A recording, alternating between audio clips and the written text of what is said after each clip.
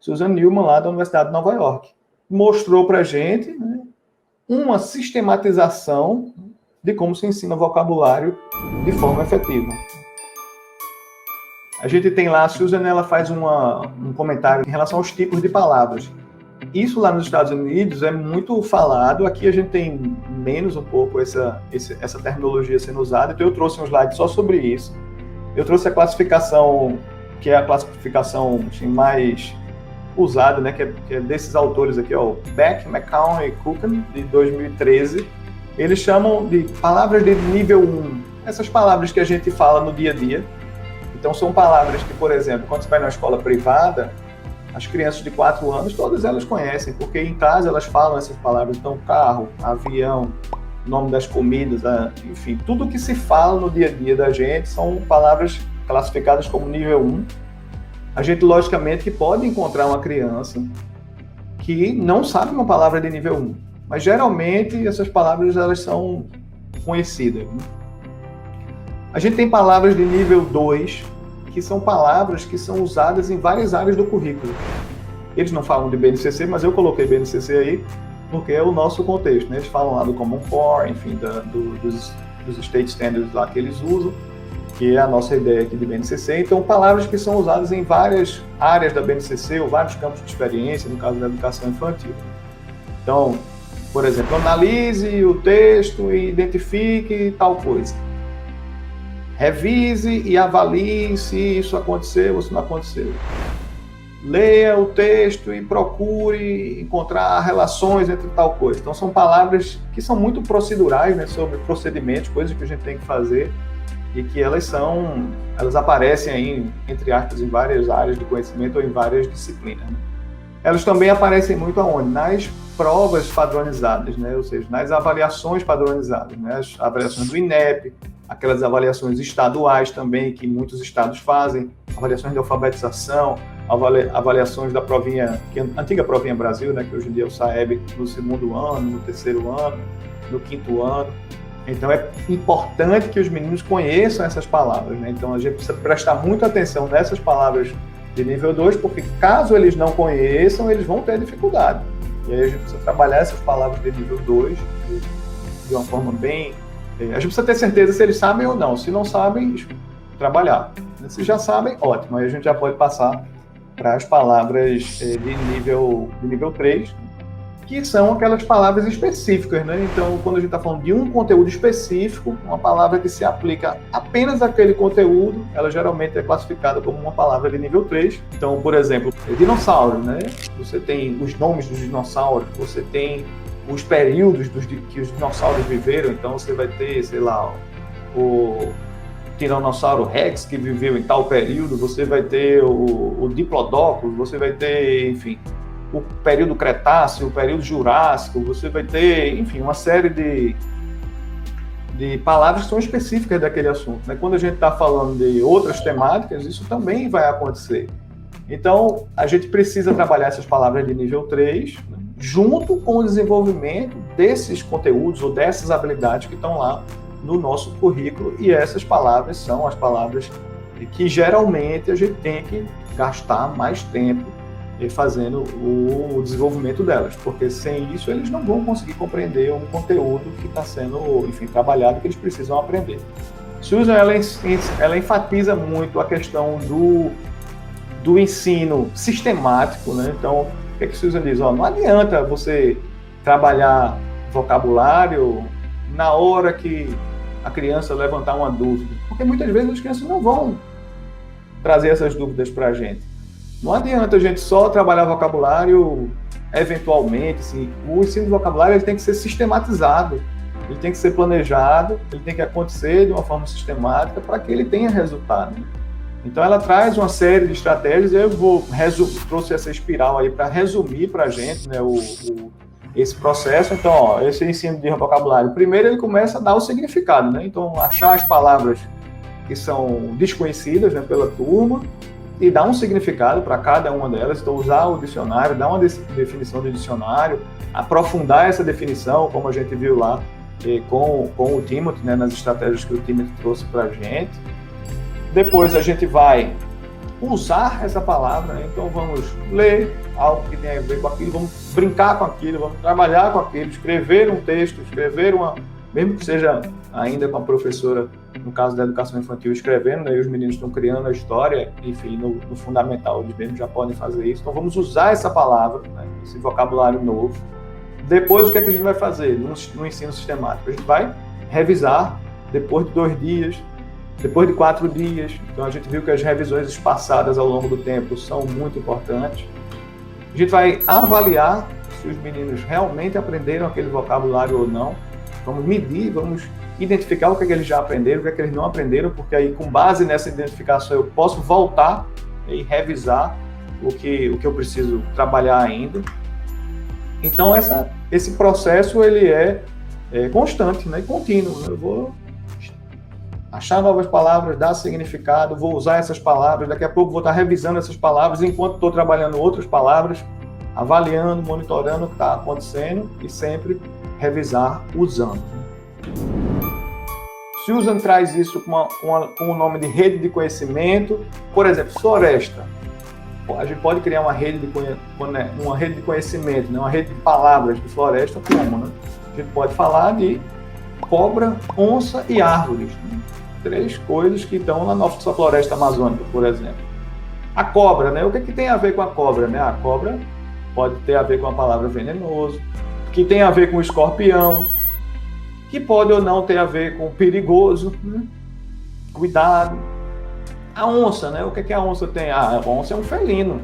Quais são os outros felinos que a gente conhece? Tem um gato, né, que mora em casa, é um felino também, é um tipo de animal, eles são parecidos, enfim. Quais são os outros felinos que a gente conhece?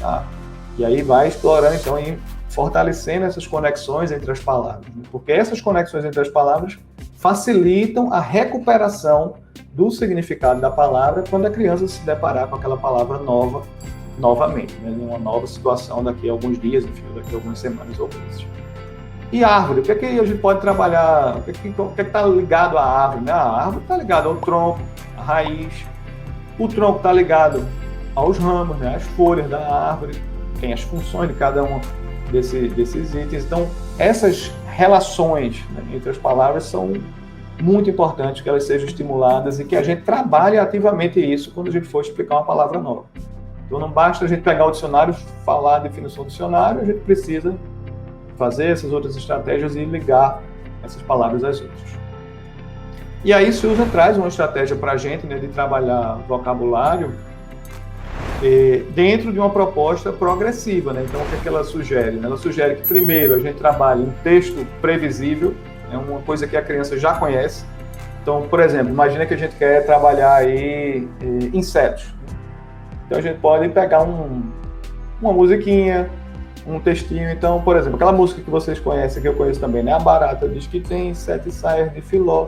É mentira da barata, ela tem uma só. Vocês conhecem isso mais do que eu.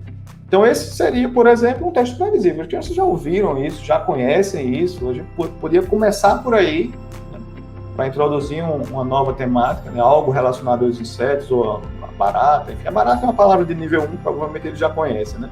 Mas se a gente quer falar de patas, de partes, do corpo, essa poderia ser um ponto de partida.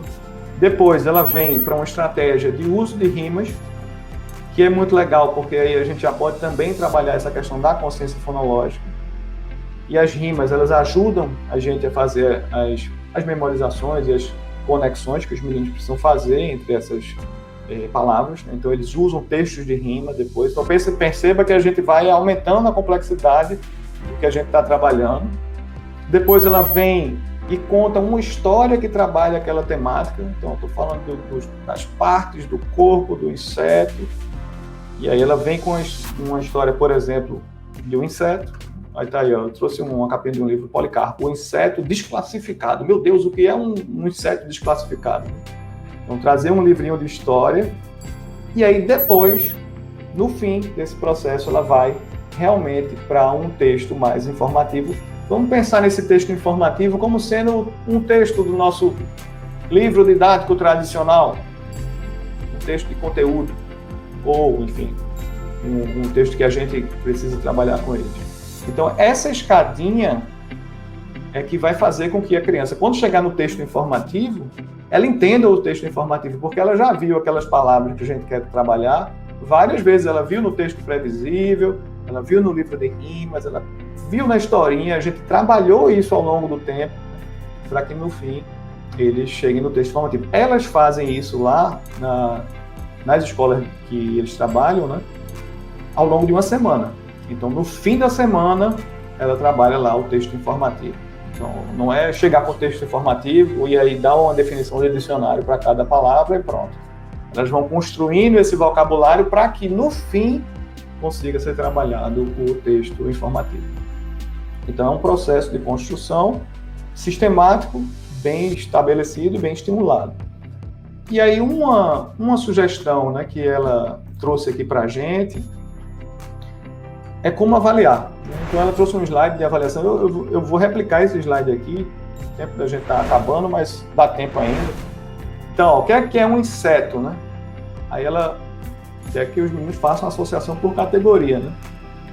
Qual tem 3 partes, né? Qual é o corpo? Qual inseto que o corpo tem 3 partes? Né? Então, nesse caso aqui, ela trouxe para a gente, ó, uma borboleta. Ela trouxe o que ela chamou de um distrator temático, ou seja, uma rede. Uma rede serve para pescar insetos, né? Ou pegar insetos, né? Mas não é um inseto isso aqui. E ela trouxe uma distração que não é da categoria. Ela trouxe uma cobra, né? Então, uma cobra não tem muito a ver com inseto, né? Não tem a ver com pegar inseto. Talvez a cobra possa até ter a ver, porque ela come o inseto, né? Ela pode comer o inseto. Mas eu acho que a cobra come mais mamíferos pequenos. Isso aí eu tenho que perguntar para minha esposa, que é bióloga, né? Ela é expert nisso. Então, qual é a abordagem que ela mostra para a gente? A gente pode fazer avaliações simples com os meninos. Sondagens. Mas que essas sondagens é que vão perceber, a gente vai poder perceber pelas sondagens se realmente eles estão conseguindo acompanhar e desenvolver aquele conteúdo e reter aquele conteúdo, daquele vocabulário que a gente trouxe, ou não. Então, a sondagem ela pode ser visual, ela pode ser uma sondagem oral, ela pode ser uma sondagem por um jogo. Os jogos da Scribd são muito usados para sondagem. E é uma alternativa muito legal também. Então, o importante é a gente ter o nosso mecanismo de sondar, né, e de tratar esses resultados para que a gente tome decisões mais adequadas sobre o que a gente vai fazer. Então, a avaliação de aprendizagem, ou sondagem, enfim, como a gente queira chamar, não tem valor por si próprio. A avaliação é importante, e a gente não está falando ninguém está falando aqui de avaliação com nota, né? A gente está falando de saber se os meninos estão aprendendo ou não o que eles precisam aprender. Isso faz sentido quando a gente vai conectar isso com ações, né, para desenvolver o que eles ainda não desenvolveram, né? E poder calibrar aqueles desafios que a gente vai passar para eles. A gente viu lá na neurociência, no módulo 1, que quando eu dou desafios, né, que estão na zona de Vygotsky chamava, né, intuitivamente, na teoria dele, na zona de desenvolvimento proximal, ou seja, quando é algo que a criança ainda não consegue fazer, mas se ela se esforçar, ela vai conseguir, ou seja, não é impossível, não é inalcançável, eles avançam. Se eu der atividades muito fáceis para aquela criança, ela se desmotiva, porque ela já sabe fazer aquilo. Então, a gente precisa sempre monitorar também para isso, para identificar o que a gente precisa fazer para cada um ou para cada grupo de crianças. Então, Susan traz esse lembrete para a gente, né, que avaliar é importante e avaliar vocabulário é importante por isso. E aí a gente tem que, então, pensar nessas estratégias.